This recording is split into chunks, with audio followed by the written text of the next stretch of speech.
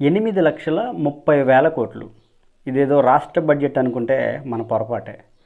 8,30,000 కోట్లు అనేది భారతదేశంలో ఒక సంవత్సరంలో ఆన్లైన్ బెట్టింగ్ ద్వారా చేతులు మారుతున్నటువంటి డబ్బు. మనకి ఆశ్చర్యం కలుగుతుంది. ఇంకా ఆశ్చర్యకరమైనటువంటి విషయం ఏంటి అంటే, ఈ ఆన్లైన్ బెట్టింగ్ వాల్యూ అనేది రాష్ట్ర బడ్జెట్లనే మించిపోతూ ఉంది. ఫర్ ఎగ్జాంపుల్, ఆంధ్రప్రదేశ్ రాష్ట్ర బడ్జెట్ విలువ 3,32,000 కోట్లు.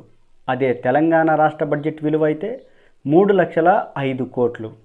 ఇంకా ఆశ్చర్యకరమైనటువంటి విషయం ఏంటంటే, భారతదేశ రక్షణ బడ్జెట్ విలువ 7,35,000 కోట్లు. చూసారా, ఈ ఆన్లైన్ బెట్టింగ్ అనేది దాని వాల్యూ భారతదేశ రక్షణ బడ్జెట్నే మించిపోతూ ఉంది, మరియు రాష్ట్రాల బడ్జెట్లని మించిపోతూ ఉంది.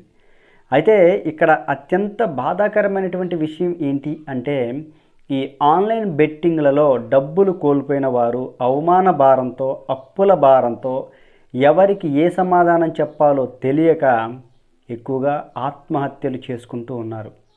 ఎలాంటి ప్రాణాంతకమైన ఆన్లైన్ బెట్టింగ్ గేమ్స్ మనకు అవసరమా?